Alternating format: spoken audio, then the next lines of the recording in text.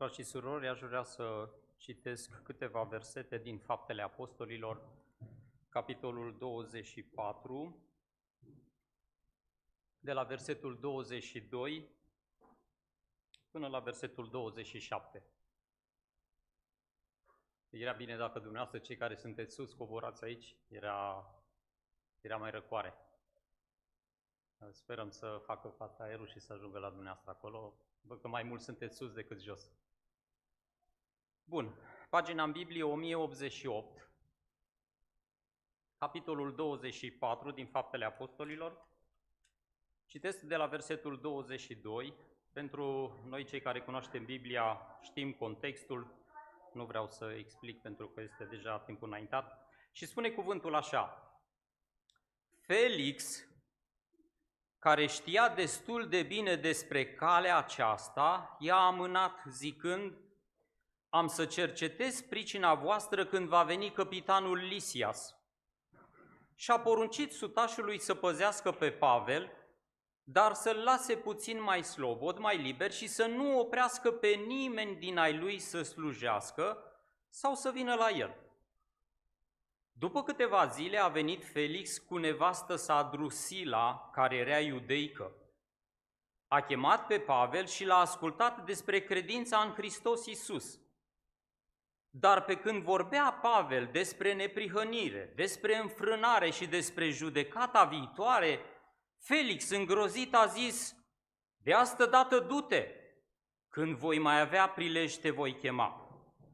Totodată el trăgea nădejde că Pavel are să-i dea bani.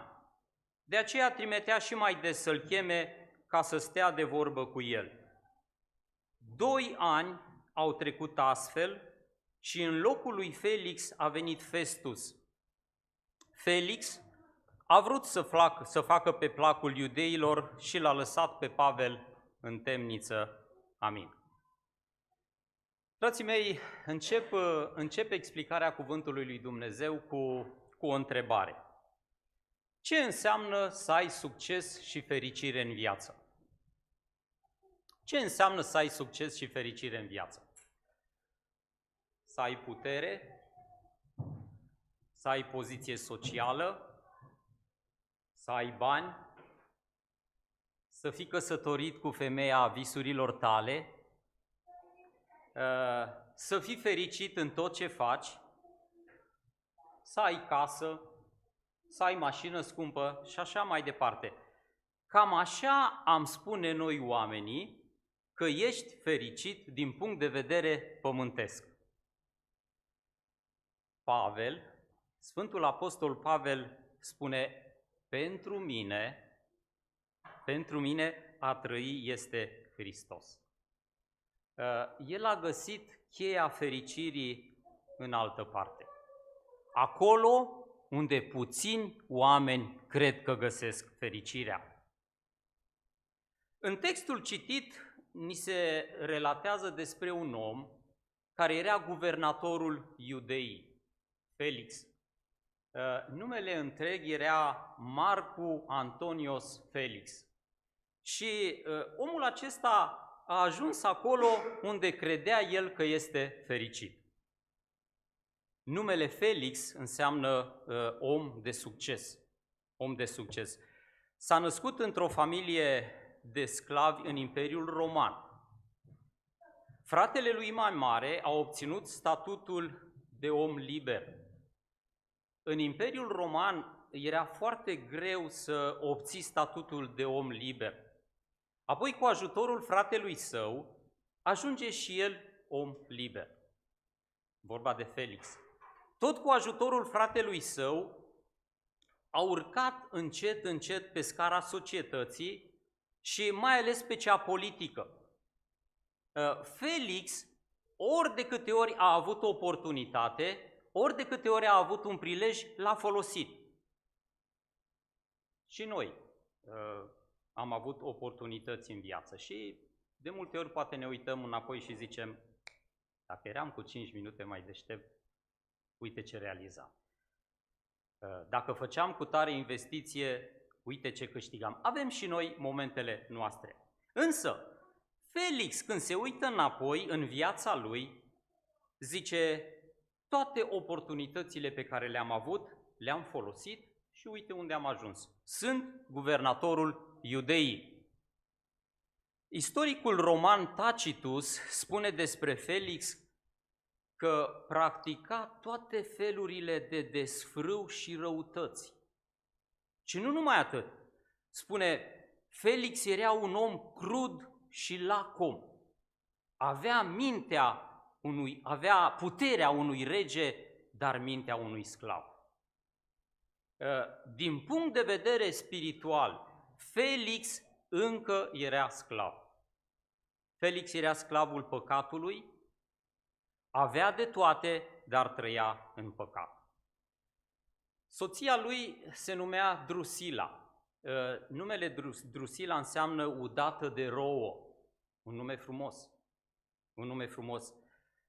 Felix avea 62 de ani, Drusila avea 20 de ani. Drusila era cea de-a treia nevastă a lui Felix. Drusila era o femeie foarte frumoasă și Felix și-a dorit-o. Tot în istorie se spune că această fată, această femeie era nepoata lui Irod cel Mare. Se trăgea dintr-o familie importantă. Se spune că Felix a ademenit-o pe Drusila să se căsătorească cu el, deși ea era căsătorită cu altcineva. Haideți să spunem că Felix, din punct de vedere pământesc, era fericit. Avea bani, dar tot nu-i ajungea. Avea o poziție. Avea soția care și-a dorit-o, măcar că a furat-o de la altul. Dragii mei, vorbind despre acest om, în această dimineață aș vrea să învățăm o lecție din viața lui. Omul acesta a avut ocazia să asculte Evanghelia de la Apostolul Pavel. Și la un moment dat, spune cuvântul, s-a îngrozit. S-a îngrozit, dar n-a făcut nimic și a rămas nemântuit. Și aș vrea să vedem prima dată privilegiul acesta pe care l-a avut Felix. Privilegiul lui Felix. Omul acesta a avut un privilegiu extraordinar, pentru că într-o zi pe care a crezut-o el o zi monotonă, o zi ca oricare alta, iudeii i-au adus un om care, spuneau ei, a vrut să pornească o răscoală. I-au adus pe Pavel, despre care spuneau ei, omul acesta e un pericol. Omul acesta vrea să pornească aici o nouă religie. Omul ăsta trebuie arestat, trebuie ucis. Și Felix stă pe tronul lui de judecător, în față vine apostolul Pavel și după ce îi se aduc toate învinuirile, apostolul Pavel ia cuvântul și începe să-i arate adevărul. Felix are privilegiul de a-l asculta pe cel mai mare predicator după Domnul Iisus Hristos, Sfântul Apostol Pavel. Și uitați ce îi spune, versetul 14. Îți mărturisesc, zice Pavel, că slujesc Dumnezeului părinților mei după calea pe care eu o numesc partidă. Eu cred tot ce e scris în lege și în proroci și am în Dumnezeu nădejdea aceasta pe care o au și ei înșiși, că va fi o înviere a celor drepți și a celor nedrepți. De aceea mă silesc să am totdeauna un cuget curat înaintea lui Dumnezeu și înaintea oamenilor. A venit în fața lui Felix un om care trăia ceea ce predica. Un om care era curat, un om care l-a întâlnit pe Domnul Iisus, un om care se apără frumos, un om civilizat, însă un om care îi spune lui Felix adevărul. Felix a auzit o predică bună, adevărul i-a fost prezentat, se pare că chiar i-a plăcut. Dar care a fost reacția? Care a fost reacția? Când i-a fost arătat, când i-a fost prezentat adevărul, știți care a fost reacția? Adevărul a fost amânat. Versetul 22 spune, Felix, care știa destul de bine despre calea aceasta, a amânat, zicând, am să cercetez pricina voastră mai târziu, când va veni căpitanul Lisiez. Adevărul amânat. Adevărul amânat. Felix reprezintă pe oamenii din jurul nostru care știu. Știu despre apostolul Pavel, știu despre Domnul Isus, oamenii știu despre pocăiți, știu despre pocăință, ei știu despre calea aceasta, știu despre credință, dar când e vorba să ia o decizie, amână. Când Felix a trebuit să folosească oportunitatea ca să urce pe scara societății, ca să ajungă cineva, a folosit fiecare oportunitate. Însă când e vorba de sufletul său, când e vorba de inima lui, când e vorba de destinul lui veșnic, amână. Și fiți atenți, amână acum, amână mai târziu și amână și mai târziu. Asta se întâmplă cu omul care știe, dar amână. Are privilegiul, vede lumina, dar preferă să rămână în întuneric. Preferă să rămână și să trăiască în păcat. Adevărul a fost arătat, însă adevărul este amânat. Și, frați și surori, dragi prieteni, iubiților, sunt atâția oameni care văd adevărul, știu adevărul, dar amână. Privilegiul lui Felix poate fi privilegiul tău, dragul meu. Poate fi privilegiul tău.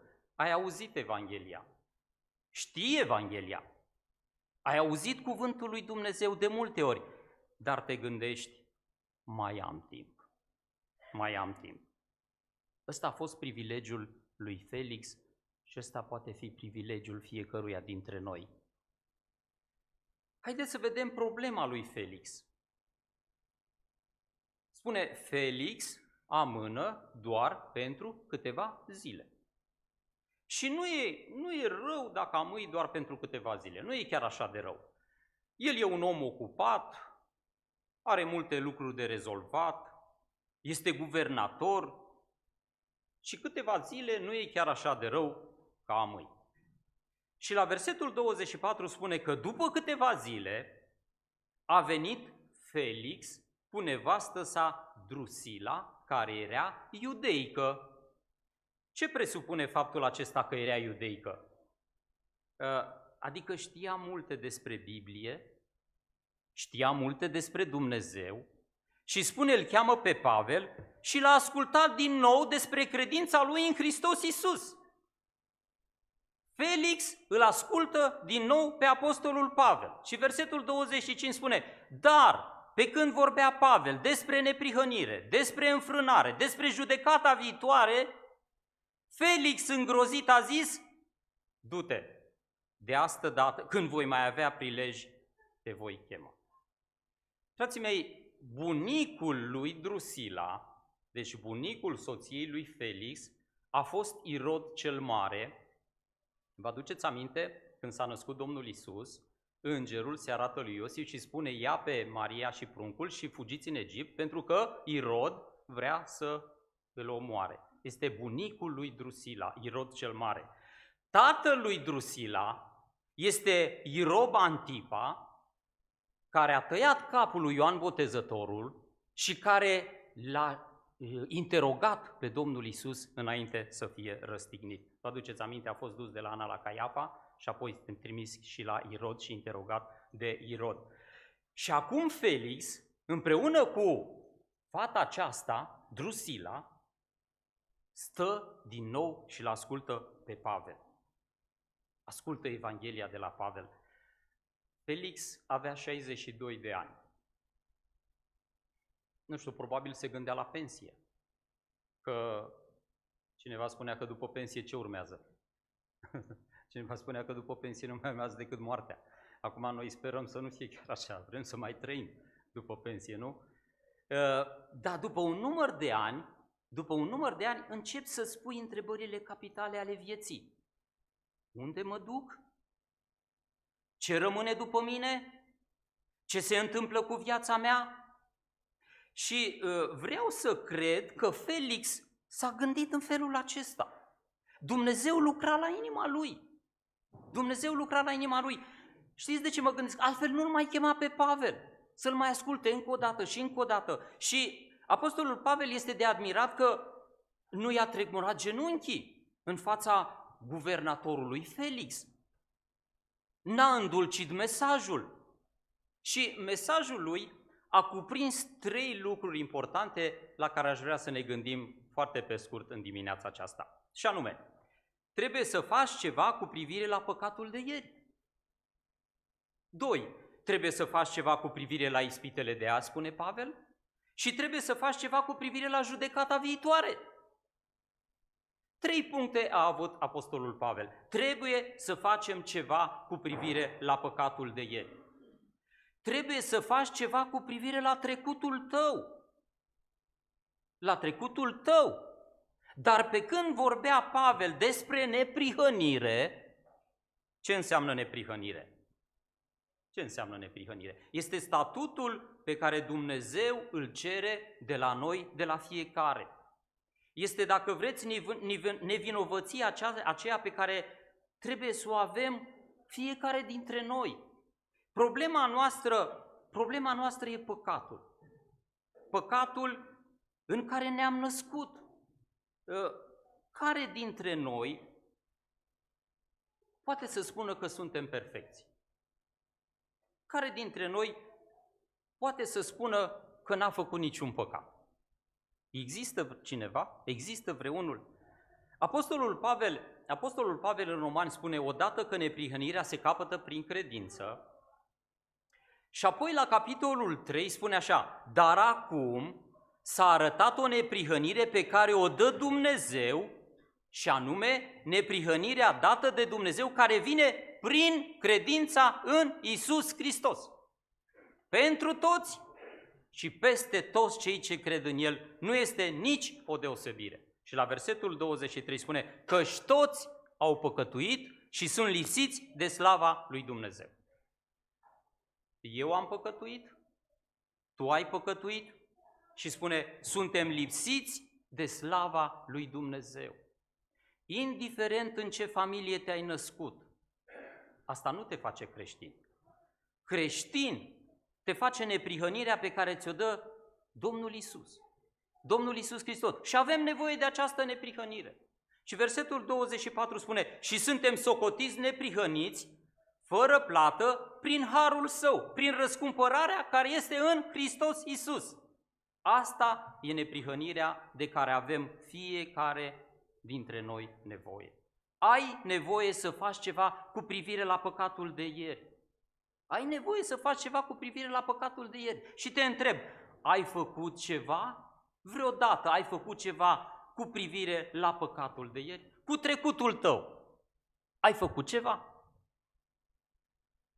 Biblia vorbește despre naștere din nou.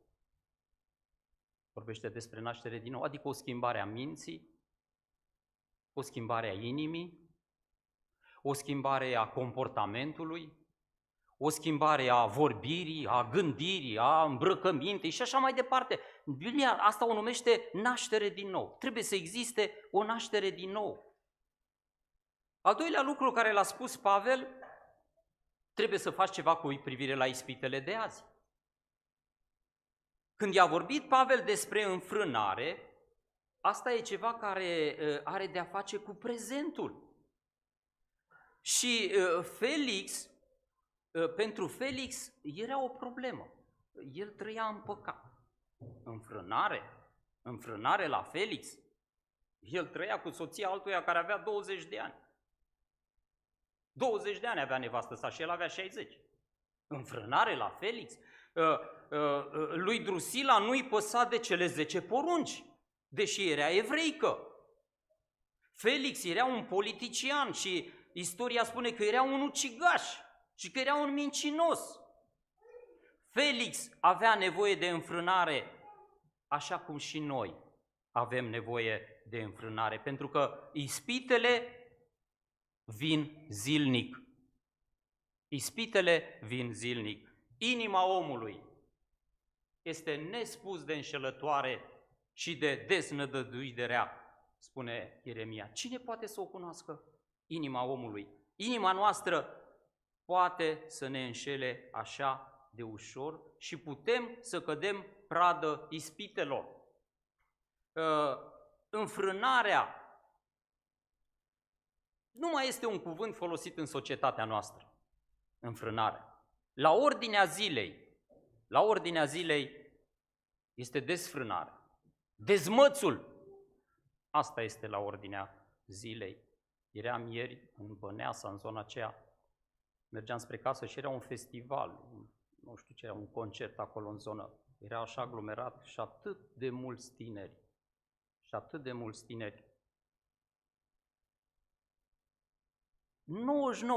99% dintre ei erau dezbrăcați, sau mai mult dezbrăcați, cu cercei, cu curele, fetele pe picioare până sus, legate, cu ștrampi, cu păr roșu, cu cercei în nas, în obraz, în limbă,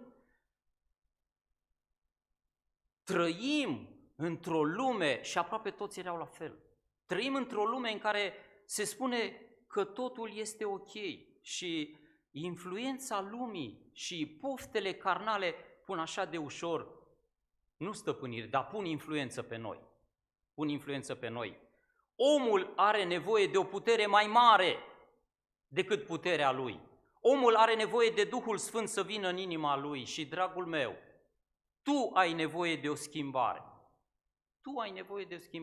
Ca Domnul să vină în inima ta și să ai această putere a înfrânării, pentru că una din roadele Duhului Sfânt, spune, este înfrânarea poftelor. Înfrânare. Trebuie să faci ceva cu păcatul de ieri, trebuie să faci ceva cu ispitele de azi și în al treilea rând spune, trebuie să faci ceva cu privire la judecata de mâine. Apostolul Pavel a vorbit despre judecata viitoare.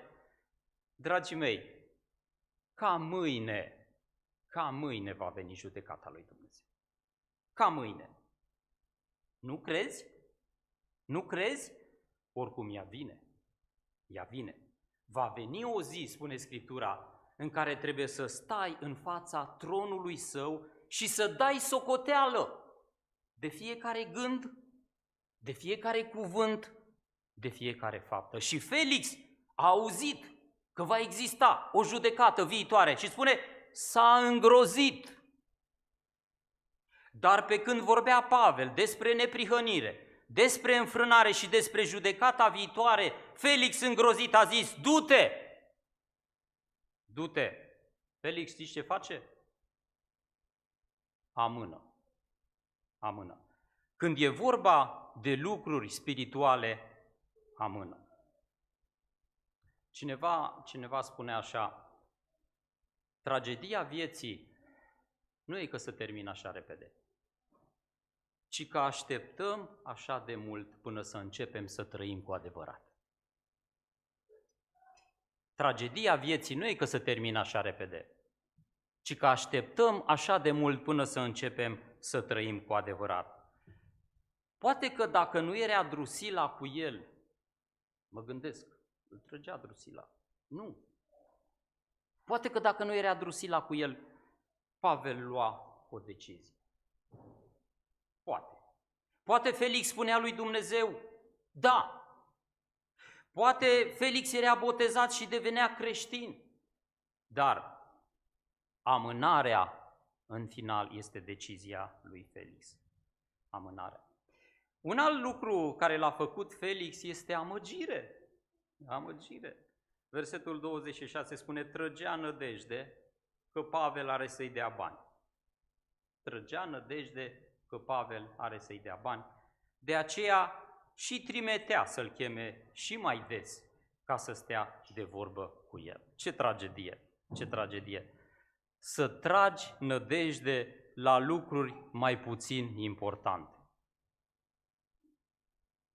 Îl are pe Pavel în fața lui cu cel mai frumos dar pe care poate să îl dea. Îl are pe Pavel în fața lui cu cel mai frumos dar. Și nu exagerez când spun viață veșnică. Viață veșnică. Și tu să dai la o parte oferta aceasta și să vrei ceva cu mult mai jos. Banii. O amăgire care n-a durat o zi, n-a durat 2 zile, n-a durat o săptămână. O amăgire care a durat 2 ani. 2 ani de zile. Apoi altă decizie a lui Felix a fost apatie, adică lipsă de interes, stare de indiferență. Fiți atenți, îl amână odată, îl amână încă o dată, îl amână încă o dată, iar îl cheamă și iar îl amână și spune la versetul 27, așa au trecut 2 ani. Așa au trecut 2 ani. Aș vrea să vă întreb, s-a întâmplat ceva cu Felix? Și-a schimbat atitudinea? Dacă prima dată amâi, dacă a doua oară iar amâi și apoi iar amâi, 99% ai șanse să tot amâi și apoi urmează împietrirea. Vedem aici pe Felix, spune, 2 ani au trecut astfel. 2 ani au trecut astfel. Cum astfel? Cum astfel? Tot venea Pavel, îi predica lui Felix, după care Felix zicea, ok, du-te, vii data viitoare, iar venea, iar predica și asta 2 ani de zile. 2 ani de zile îl ascultă pe cel mai bun predicator și nu se întâmplă nimic cu Felix. Ce se întâmplă după 2 ani? Ce se întâmplă după 2 ani? Spune, îl lasă pe Pavel în închisoare, el pleacă la Roma pentru că a fost schimbat din funcție, dar în mintea lui Felix poate a zis, ce bine că am scăpat de Pavel, ce bine că am scăpat de Pavel, acum nu mai predică nimeni. Iubiții mei, de multe ori conștiința noastră ne spune lucruri care n-ar trebui să ni le spună. De multe ori conștiința noastră ne spune lucruri care n-ar trebui să ni le spună. Bine că nu mai aud nicio predică. Sunt oameni care spun. Și mie mi-au spus. Neamuri, lasă-mă în pace cu predicarea Evangheliei, lasă-mă cu cuvântul lui Dumnezeu, lasă-mă în pace. Și după aceea uiți mesajul lui Dumnezeu. Uiți mesajul. Oameni care vin, aud predici după predici și apoi pleacă. Asta se întâmplă și în zilele noastre. Oameni care vin în biserică, aud predici după predici, care mai pe înțelesul nostru și apoi pleacă. Și sunt unii care spun, când mă pensionez, vin la Domnul. Când mă pensionez, vin la Domnul. Astăzi, spune Evanghelia la Cartea Evrei, astăzi, dacă auziți glasul lui, nu vă împietriți inimile ca în ziua răsplătirii. Iubiții mei, astăzi este al meu, astăzi este al tău, mâine nu este al nostru. Mâine nu este al nostru. Privind la textul acesta, vedem că nu e de ajuns să te naști într-o familie de credincioși. Drusila s-a născut într-o familie care știa despre Biblie, dar nu s-a întâmplat nimic nici cu ea. Nu e de ajuns să cunoști ceva despre credință. Felix cunoștea ceva despre credință, dar nu i-a folosit la nimic. Nu e de ajuns să simpatizezi cu cei credincioși, pentru că la un moment dat, spune Felix, îi zice lăsați-l puțin mai liber pe Pavel. Nu e de ajuns să simpatizezi. Nu e de ajuns să asculți pe cei mai grozavi dintre predicatori. Nu e de ajuns să te îngrozești la auzirea cuvântului lui Dumnezeu. Trebuie să faci altceva. Trebuie să faci altceva. Trebuie să mai faci un pas. Și anume, trebuie să crezi, trebuie să accepti și să lași ca Duhul lui Dumnezeu să lucreze la inima ta. Iubiții mei, istoria nu mai spune nimic despre Felix. S-a pierdut în istorie.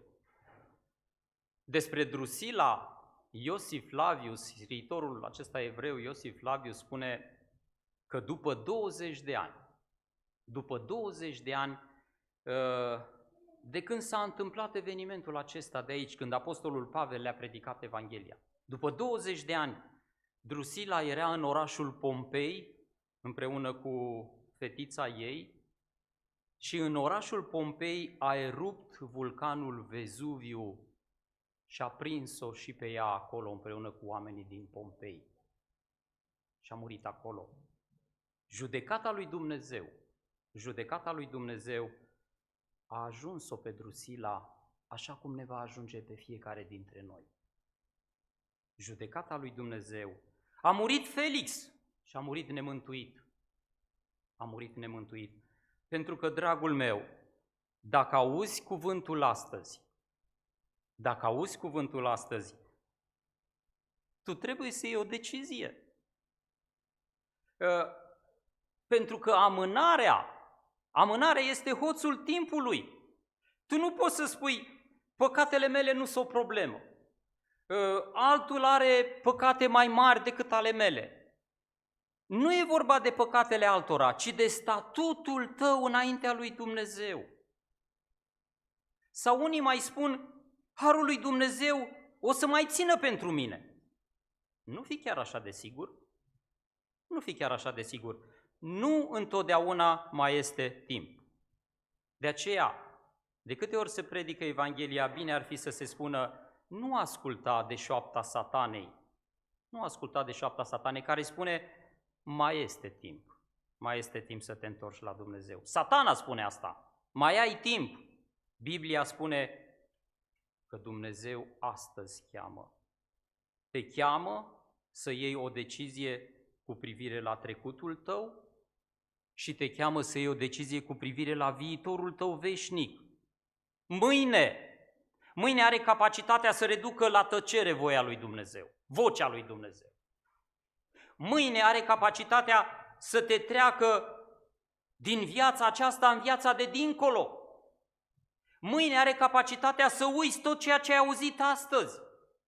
Și în Corinteni este un text așa de frumos care spune, la vremea potrivită te-am ascultat, în ziua mântuirii te-am ajutat. Și spune acolo, iată că acum este vremea potrivită, iată că acum este vremea mântuirii. Dragul meu, să nu cumva să vină ziua în care Dumnezeu să spună pentru tine, s-a terminat.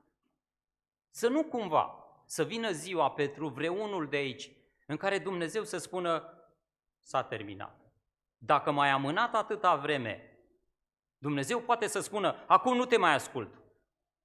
Să nu cumva să se întâmple asta pentru vreunul dintre noi. Astăzi încă mai este har. Mintea lui Felix a fost luminată, emoțiile au fost mișcate, dar voința lui a rămas neînduplecată. N-a vrut. A rămas pe scaunul lui de judecător, de guvernator. A amânat. Și iar a amânat până a ajuns în iad. Cineva spunea așa și este adevărat, viața este scurtă, dar regretele sunt veșnice. Marele evanghelist Billy Graham a fost întrebat la vârsta de 90 de ani,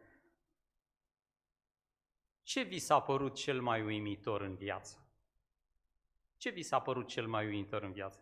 Și știți ce a spus? Scurtimea vieții. Și el avea 90 de ani. Privește cu seriozitate la viața ta. Nu lăsa să treacă această oportunitate pe care o ai de a accepta pe Dumnezeu în viața ta. Rugăciunea mea și e ca Duhul Sfânt să lucreze la inima celor care nu l-au primit pe Domnul Iisus. Și sunt oameni printre noi care nu l-au primit pe Domnul Iisus și vin de mult timp la biserică.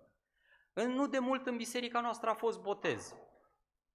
O să mai urmeze un botez. alt timp e mai prielnic și mai binecuvântat ca acesta? Să-L primești pe Domnul Iisus Hristos. Să-L primești pe Domnul Iisus Hristos și apoi să fii botezat.